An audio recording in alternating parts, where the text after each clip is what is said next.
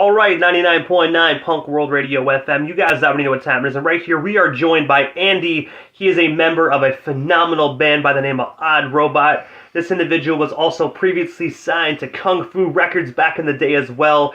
All the punk rock fans definitely know all about Kung Fu. But Andy, how are you doing tonight, man? On this amazing Wednesday night, I should say. Doing really well, man. How about yourself? Thanks for having me on. Hey, man, you are most certainly welcome. As for me, man, I'm doing well, just enjoying that Canadian winter weather we got going on, man. It's getting colder and colder, but every single day it gets colder. We're one day closer back to having summer here in Canada, so I'm looking forward to it. Hell yeah, there you go. But I know you're a busy guy, Andy, so of course, man, I'm going to dive right into this interview. But I got to take you back to the beginning of Odd Robot, and I have to ask, man, like, what is the story behind Odd Robot? And of course, how did you actually first meet the other members of this amazing band? That's a good question. So Mike and I go, ways back to Longfellow and the Kung Fu days, as you mentioned. So we were in Longfellow together, and then we kind of kept in touch here and there over the years. And I've been in a few bands since then, but I had been working on songs for a different project, and I didn't know like quite what I wanted to do with it. And then Longfellow actually did a reunion show. And so getting together with Mike again and jamming, I was just like, hey, man, I got these songs. And he kept bugging me to send him the demos. And I was honestly, because this project was the first project that was really going to be like my own thing, where I was doing all the writing, singing, etc. I was afraid to send it to him. And it was kind of silly. But I was just like, man, what if he says it sucks? Then that's it. And, it's done. So I sent him 3 or 4 songs and he was into it. So the two of us just kind of started jamming. And then we ended up recruiting other guys, Logan on bass from Knockout. And that was because Mike was initially playing bass in the band, but he ended up going out and doing some touring with the Ataris. So we needed someone to fill in on bass. And so we decided to expand at that point. And then our buddy Damien on drums, he's got a marching drum background, so he's got killer timing. He's like a human metronome, and he's been in a bunch of local bands around here, like Riverside, SoCal area back in the day. And then we've got Nate Fung is our most recent member on keys. He played on our last EP. We needed keys just for one song, and we had so much fun jamming with him. We decided to pull him in just for a few songs initially for this new record when we started working on it a couple years ago, and ultimately decided like, hey man, why don't you just join the band? Because he had so many good ideas. And so he's also involved with, he's got his solo project, Nate Funk, and he's in a couple other bands as well. And I do know as well, obviously, this interview is all about your guys' current music venture, Odd Robot, but just I got to ask a few questions about Longfellow, man. And one of my favorite albums is that you guys actually dropped it October 20th of 1998. It is a phenomenal 14-track album titled And So On. I was wondering if you could just tell us a bit more about this classic record. And, man, is it actually still out there to be streamed or purchased? Because obviously in 98, man, there was no streaming services. So has this record, has it since been uploaded to the internet to be streamed? I believe it's out there on streaming. And we, at the time back then, sorry, my dog's trying to play with me. Back then we did CDs. We're still pretty popular, and we did Kung Fu did a short run of vinyl as well. They actually got bought out. They Joe Escalante sold the Kung Fu like music side of things to another company. So I forget the name. I want to say it's maybe Caroline or something like that. But they have a Bandcamp where you can actually, they found some LPs in the vault, and last I checked a few months ago, they still had a couple LPs in stock, which is pretty wild, all the way back from that, I'm guessing, initial pressing in 98. So pretty wild, but that was such a fun record to make. I had been in the band for a couple years, and that was our second full length together. And we had been out touring nonstop. The record didn't quite come out until I think right around the time that I was kind of hit a fork in the road and ended up departing ways from the band. So we were touring on a lot of those songs, but by the time the record came out, I think I was only in the band for a couple more months. But yeah, that's one of the highlights of my life for sure. Touring with my best friends and making that record. And I gotta say, man, one of my favorite songs off that record is actually "Odd Job," man. Such a phenomenal joint, and it's crazy to actually hear that they actually still have original pressings still available that you can actually purchase. It's not every day you can buy a 1998 record 20 years later, probably definitely still in the package and a first pressing, man. So I think I might have to jump and capitalize on that and definitely get myself another copy of that album. Yeah, it's pretty funny you mentioned that song. I mean, first off, the name, obviously, that's a James Bond reference. And at the time, we were all playing GoldenEye and, eating Pizza Hut and drinking Coca-Cola together. So so that's kind of where the name has nothing to do with the song, really. But just thinking back to those songs, we were playing a lot of fast punk, a lot of skate, double time punk, and I was just heavily influenced by, trying to remember, Vandals, but like Propagandi's writing was a huge influence. Early Propagandhi, of course, Good Riddance, stuff like that.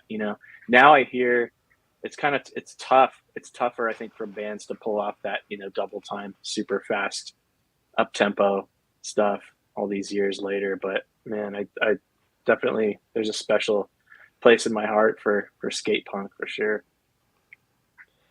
And also, as well, because obviously, as we already established throughout the interview, you guys were signed to the iconic Kung Fu Records. From what you can recall, man, like, how did that record deal actually come to be for you guys? Because around that time, so many legendary bands were signed to Kung Fu, from like Blink 182 and so many other legendary bands. Yeah, it's kind of funny. We one of our managers ended up working with Kung Fu, and then my brother Matt, who did our a merch for us and kind of tour managing, he ended up interning there. So we had some ins there, and we definitely got their attention.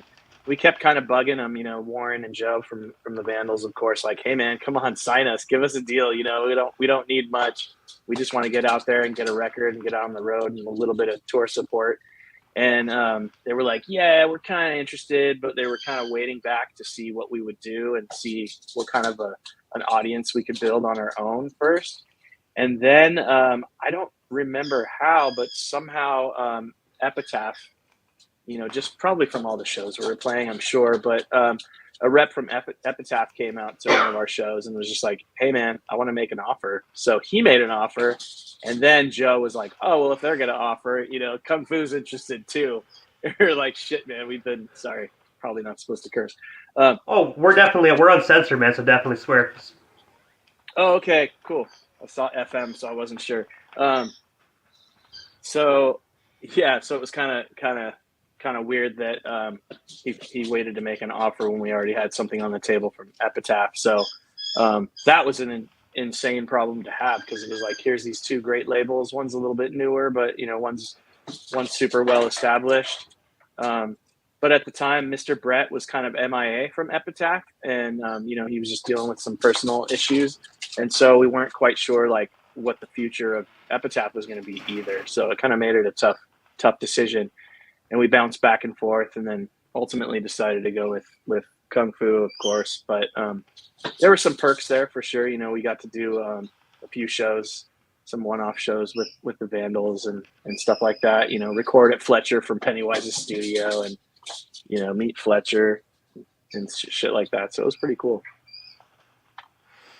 And also as well, actually onto the Odd Robot side of things, you guys also had the opportunity to team up with Polly Van Dam to actually release the single Anti-Revolution. I was wondering, how did that collaboration actually come to be? And of course, what was it like actually just working with Van Dam for this particular release? Because she is such a phenomenal, talented artist as well. Yeah, man, it was super fun. This song was originally going to be a B-side. We had a bunch of extra tracks that we did in the studio that like we really hadn't fully fleshed out. So this was one of them. And the more we messed with it, once we got around to tracking drums and guitar, and I didn't have any vocals, any lyrics for it. I didn't know what I was going to do with it, what it was going to be about.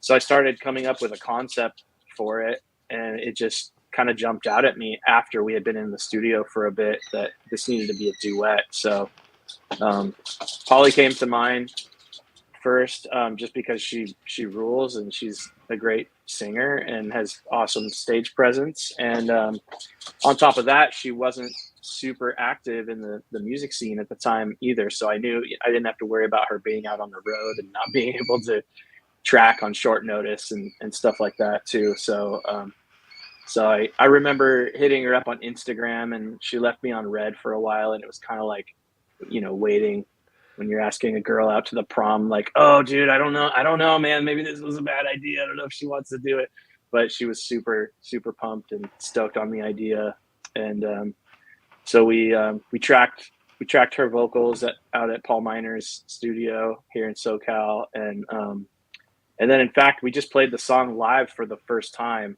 Some of these songs on this new record, Deathmates, we've been playing live locally for a few months now, but this one we had never performed it live, so we played it live for the first time with Polly out in Long Beach, which was pretty cool. And also as well, August 10th of 2020, you guys actually released the phenomenal 10-track album titled "A Late Night Quarantine Tanic." I got the name wrong, my apologies. But I was wondering if you can actually just tell us a bit more about this quarantine album, and of course, like, how did the actual pandemic actually affect the release of this album? Because I've heard other bands talk about just like how the pandemic kind of blessed their music, but it also in the same sense it was very hard to really promote it and actually get the most actually out of the promotion, just because of the fact the whole world was shut down at the time. Yeah, the pandemic was a huge curse for us musically, because we did our first record in 2017, second record 2018, and people were just like, whoa. And with that second record we built a little bit more momentum, and so people are kind of like, you set that tone and people kind of expect that. So people were hoping for like 2019, 2020 release, but then kind of like how Milo went to college, I went to grad school, and I had to finish up my PhD. So I was just like, you guys, I got to take like a year and a half away from the band. So we played a sprinkling of shows here and there in 2019 and early 2020. The obvious horrible stuff happened, and so I had a bunch of new songs to work on, but we couldn't get together and flesh those songs out. So I just kind of put those on the back burner, but I still wanted to do music. So I thought, why not just play, my favorite songs from the first couple records that sound the best acoustically. And as you might know, like a lot of punk artists, that's how we write our songs. It's just an acoustic guitar and a voice and an idea. And so those ended up getting stripped down back to how they originally started, which was pretty cool. But I think I played probably, jammed through those entire first two records acoustically, just to see like what really made sense though to put down on tape that way. I say tape, but who really uses tape these days aside from maybe Butch Vig and Dave Grohl. But yeah, so that's kind of how that came about. And it was nice to just be able to do something, because I missed my bandmates. I missed making music and jamming with them so much. So it was just kind of something to get me through, to get my fix until we could get back together and really make the record that we wanted to make. And I gotta say as well, the whole album is absolutely phenomenal, but the one song I really enjoyed was actually Bartender's Blues. Oh yeah, so that's a James Taylor cover. I wish I had written that song, but that was his kind of attempt at emulating. I forget the name, but he was kind of trying to copy a relatively famous country artist at the time, and I had been trying to learn a bunch of James Taylor songs at the time, and that one just kind of jumped out at me. It was like, this is going to be a fun one to do if I could do a cover. And in fact, I posted a snippet of that on Instagram, and James Taylor reposted it on his Instagram, which was pretty rad to see. And also as well, you guys are currently actually signed to Wiretap Records. I was wondering, how did Wiretap actually discover Odd Robot? And of course, what is it like just actually working alongside that legendary imprint currently right now in your guys' career? Because Wiretap is a phenomenal record label for any band actually to be signed to.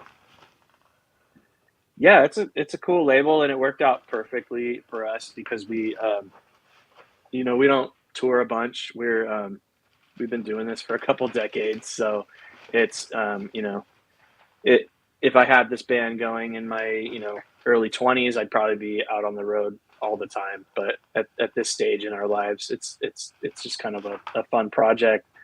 But there were a couple folks that just kind of found us through the internet. Honestly don't remember exactly how Rob at Wiretap found us, but once we got our music, we put our first record out on streaming, and it was out for a few months, and then it was just kind of, I think, making the rounds through the punk channels and through social media, and people, it generated like not a huge buzz, but there was like a few people talking, and so we actually got approached by Rob, and then we got approached by another label as well, but they wanted us to tour a lot, so we just kind of said, hey, we're just looking for someone to help us put out vinyl and just promote the band a little bit more. And that's where the relationship with Rob was perfect, because we just did like a co-op deal on the vinyl, like the rights and whatever you call it, the copyright and all that, the masters, we still own all of our own music, which is cool. He just helps us do the vinyl, and then, takes a little cut of streaming, which is super cool. So he approached us, I think probably, a couple months after the record was already out on streaming, and he's like, hey, you want to do vinyl? I was like, hell yeah. We couldn't afford to do vinyl on our own, so we did kind of a 50-50 deal with him, and that worked out perfectly. And it's really cool that you guys actually own the masters to your music as well, because a lot of bands that actually sign deals with a label, they automatically they lose like this their right to actually keep their royalties and keep their masters. So it's really cool that Odd Robot actually gets to still own their music and still be signed to a label and kind of get that financial help as well at the same time. Yeah, it's pretty cool. I just read that John Fogerty just recently purchased all of his own music, and like what a trip to think about, like music from the 60s that like he actually finally owns his own music, because like you said, with the major labels and even with a lot of indie labels, you don't really own your own music unless you want to go back and like re-record those songs to release them yourself, which I think Taylor Swift has been doing lately, which is kind of funny. But yeah, that was kind of important to me, because you can stream 100,000 streams and you get like enough money to buy a round of coffee for the band. So it's not a lot. So we definitely didn't want to give away any more than we had to there. And also, November 10th of 2023, you guys actually released the phenomenal 17-track record titled Deathmates. I was wondering if you can actually just tell us a story behind this amazing album. And of course, where can we actually buy or stream ourselves a copy of it today? Because I do know you just mentioned a few moments ago that there is indeed vinyl actually available for this record. Yeah, absolutely. So it's out on streaming on all the big, services, Apple Music, Spotify, Amazon, and all that. And for some reason, a handful of people still want CDs, so we just ordered a small run of CDs, and then the vinyl. Depending on where you are, North America, you can order straight through Wiretap or Bipolar Records. And then we have a couple EU distributors as well. So you can, there's one out of Belgium called Bearded Punk. So you can save on shipping costs there if you're over the pond. And in the UK, Disconnect Records. So you can look all those guys up online. We don't personally sell any of the vinyl online. We did with our last record, but to be honest, I'm just tired of shipping them, and I'd rather just, give that to the labels. So we'll have vinyl at our shows hopefully soon. It's actually supposed to ship this week, hopefully. Little bit of delay there, so we didn't end up having the vinyl for our record release shows last weekend and this weekend coming up. But yeah, those are all the formats that you can pick it up on, and there's a couple different color variants. So if you're one of the like super collector types, there's a mint green and there's a crystal clear available too. So there's a couple people who've purchased both variants just so they have everything, which is pretty fun. And also, I know you mentioned there's a show actually coming up this weekend, and that is actually Saturday, December 16th. You guys will be taking the stage at the Permanent Records Roadhouse alongside Sweet Gloom and Like Roses. I was wondering if you can actually tell us a bit more about this up and coming show, and of course, where can we actually snag ourselves some last minute tickets to come out and party with Odd Robot this Saturday night?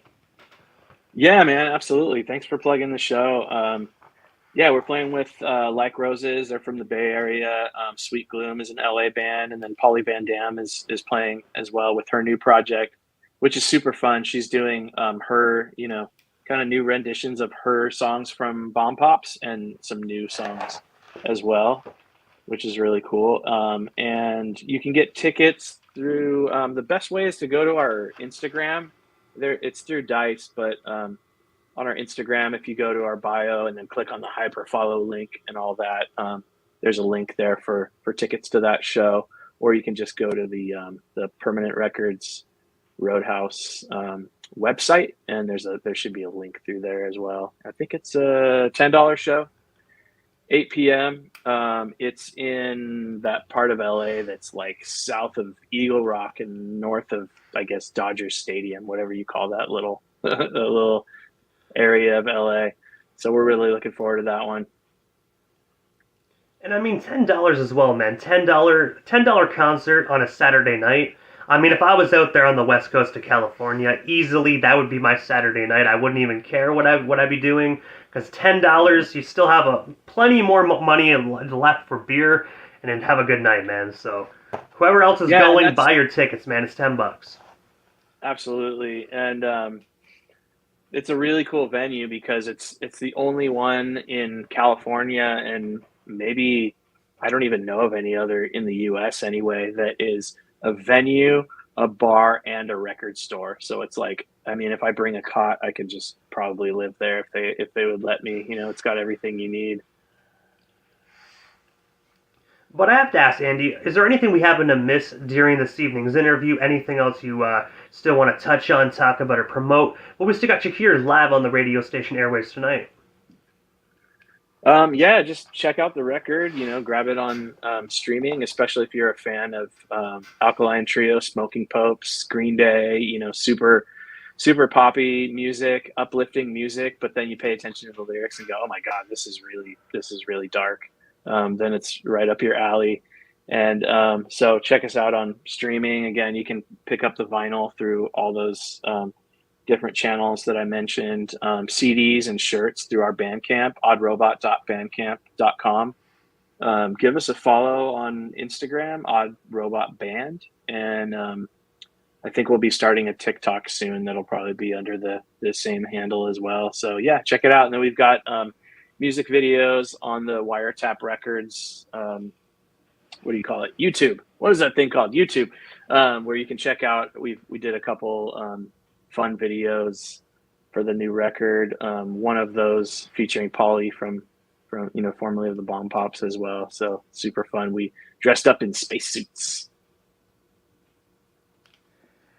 And I gotta say, first and foremost, Andy, before we part ways, obviously I know how to follow you on social media, but for the individuals that are just discovering Odd Robot tonight, how can we actually go about following not only yourself, but of course, the rest of Odd Robot as well, if we're not already doing so?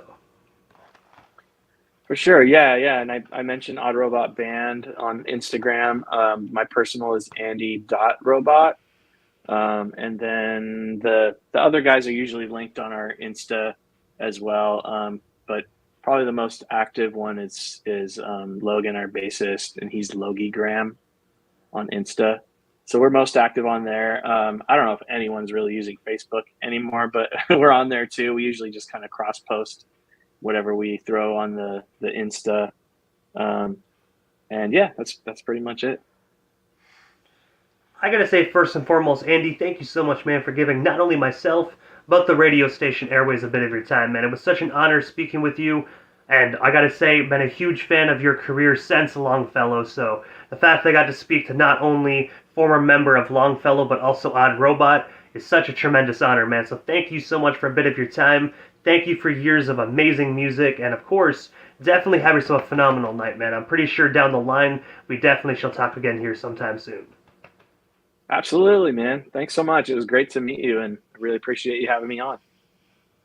Hey, man, feeling is definitely mutual. It was super nice to meet you, and of course, you're most certainly welcome, man, for coming on for having you on the radio station, man. But thank you so much for a bit of your time, man. Thank you so much again, Andy. Hell yeah, man. Cheers.